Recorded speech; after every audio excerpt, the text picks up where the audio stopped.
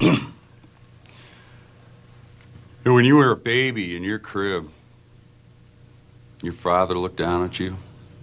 He had but one hope. Someday my son will grow to be a man. Well, look at you now.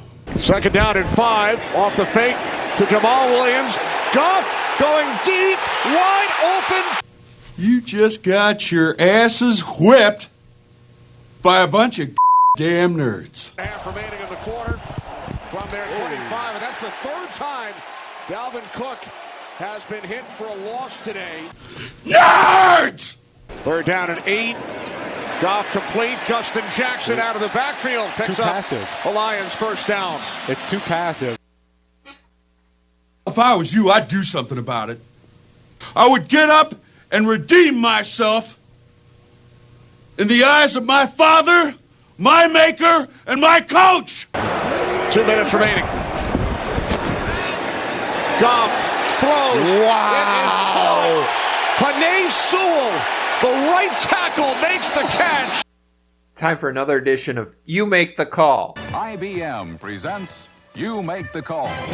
The Vikings have 4th down and 1.5 yards inside their own territory in the first quarter. Will they run Dalvin Cook up the middle and end up 5 yards short of the first down? Will they run Dalvin Cook up the middle and end up 2 yards short of the first down? Or will they run Dalvin Cook up the middle and end up a half yard short of the first down because he just doesn't bother to reach the ball out to try to get the first down? The answer? Half yard short because he just doesn't reach the ball across at all. And good start to the game. Good call. Let's actually do a bonus You Make the Call. Vikings have the ball 1st and 10 inside their own territory, and Detroit has 10 men at the line of scrimmage. Will the Vikings run slightly to the left for a loss, run slightly to the right for a loss, or run straight up the middle for a loss? The answer, of course, they run slightly to the right for a loss. If you said so, then you made the right call. I missed the last 3 quarters because, of course, my ex-wife made us all go to see the movie The Grinch, How the Grinch Stole Christmas, this old Jim Carrey movie. It was interesting watching this Grinch movie that I'd never seen because the original Grinch cartoon was 25 minutes and the Grinch movie is 100 minutes. So they basically are taking a 25-minute story, making it 4 times as long. Basically, they're trying to run clock.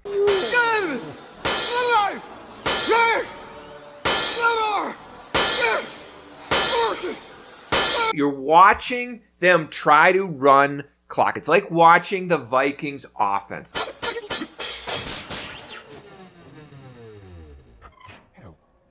There's like no pace, no energy.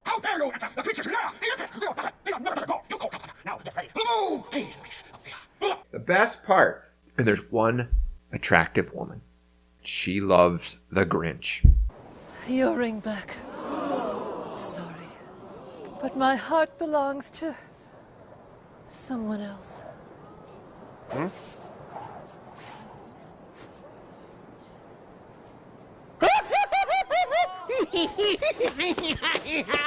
Because he's bad. Because he's got an edge. He goes for it. And that's what we lack. Kevin O'Connell is basically the mayor of Whoville. This loss is on Kevin O'Connell. Your quarterback and wide receiver were pretty much on fire all game. Once you unleashed them, once you stopped dinking and dunking like you did in the whole first half, Justin Jefferson ends up with 200 and some yards. Would have had like 250 if they hadn't called him out of bounds on one play. Cousins throws for over 400 yards. But you dink and dunk and dink and dunk, and you let Dalvin Cook fumble the ball away late in the first half, and you end up not scoring many points. There's this idiotic myth that still pervades the NFL, that you have to run to set up the pass, to keep your defense off the field.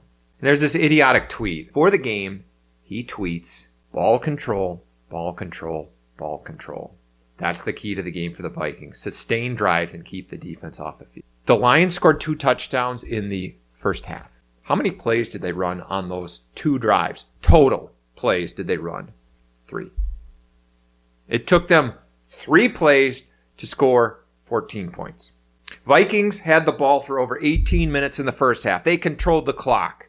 Guess what it got them? Nothing. Were the Lions all beat up and dejected because they lost the time possession battle because they didn't control the clock? Heck no. They were elated because they forced a fumble After one of these long dink and dunk drives the Vikings try to have, the Lions would have gone up 17-7 if their kicker hadn't missed a kick. It could have been worse than a 7-point deficit after the Vikings controlled the clock and dinked and dunked their way in that first half.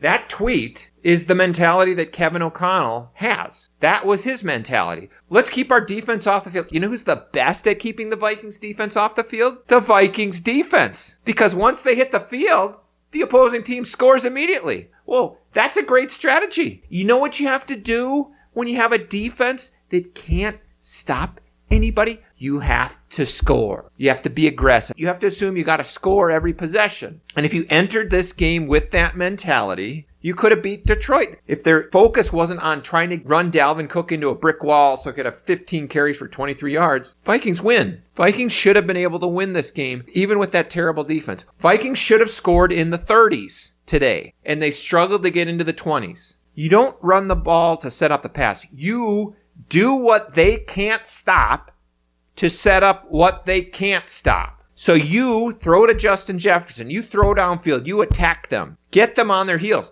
Then you can run the ball. Then you can give it to Cook. And of course, we saw the usual come out in the second half and pussyfoot to another 3 and out. Just this dink and dunk crap where you never, ever, ever push the ball beyond the first down marker, except on certain drives. Like when your back's to the wall, then you start throwing downfield. I mean, look at that 4th down play where Cook got stopped in the first quarter. Whether you think it made sense to go for it or not, what were the odds that Cook was going to get the first down if they ran it up the middle? This is not a half yard, which I don't think he would have got anyway, but this is a yard and a half. I say 10%. 10%. So do you think that makes sense to go for it? If there's a 10% chance of getting it? Absolutely not. Now, if they've done play action and try to pass, what are the odds they pick it up? Maybe 50%? I still don't think those odds are good enough to go for it. Probably the best play is either fake punt or an end around. If you do an end around to Jefferson, he probably gets it. He finds a way. Jefferson will find a way. Dalvin Cook will find the opposite way. Our offense could have matched their offense and should have been able to match their offense. And it's embarrassing that you would go into a game against the Lions and be like, oh, let's control the clock because we're afraid of the Lions. Anyway, our awards for this week, the Tiny Tim Award for tiptoeing through the tulips. Come tiptoe through the tulips with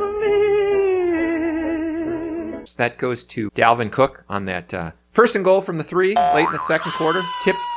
Tippy-toe. He just stood there, tiptoed, and got hit and fumbled. Game over, pretty much. The Dalvin Cook Award for getting the absolute minimum out of a play, that goes to Jalen Reagor, who there was a punt early in the game. Detroit punter just boomed it. Clearly outkicked his coverage. And when our punter outkicks the coverage, it's like a minimum 15-yard return. Reagor catches it and just dances around, kind of tiptoes through the tulips a little like Dalvin Cook, and ends up, I don't know, he got like 5 to 7 yards, I think. The Johnny Munta Award for a guy with limited mobility who can magically make a guy miss, unlike Dalvin Cook. That goes to TJ Hawkinson, who I think it was 2 plays after the Reagor punt return. He made a guy miss easily and picked up a bunch of extra yards, got a first down. Why is it? Our tight ends can do that, but our elite running back or our punt returner can't do that. My ex-wife at one point being attractive award for something I'm pretty sure I hallucinated. That was that first touchdown drive for the Vikings where Cook made a guy miss. Probably the worst thing that could have happened because that leads us to believe, oh, Cook can do that. So we keep giving him the ball, running him up the middle.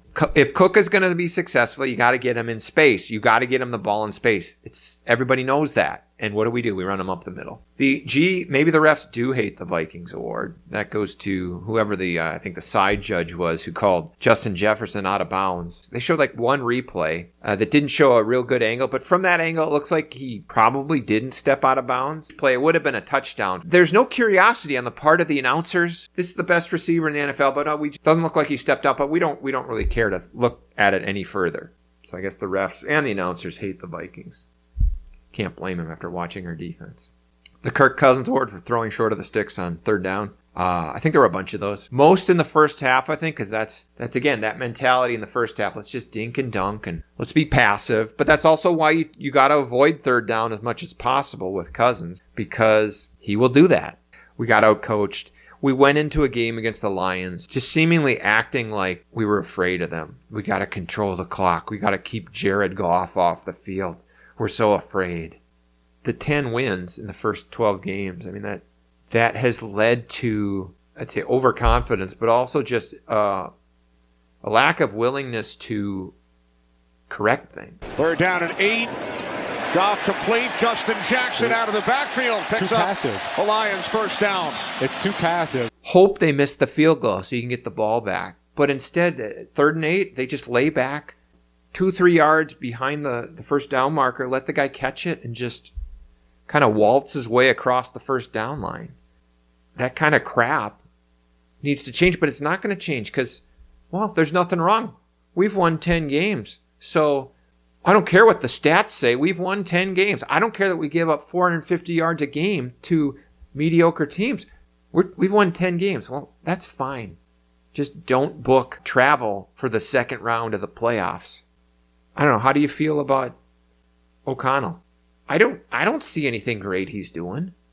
He seems like super vanilla. He seems like Jerry O'Connell. Jerry O'Connell is the most generic actor. He's this B-level, maybe C-level actor. Just no charisma. He's just a guy who, he was the chubby kid in Stand By Me, and then he became very, very, very mediocre. A woman with her legs up in the stirrups. Is that Jerry O'Connell? Queasy, whatever his name is, the GM. What has he done? Look at his draft. It's terrible. That's why the defense is so bad. None of his picks have helped. And then Ed Donato.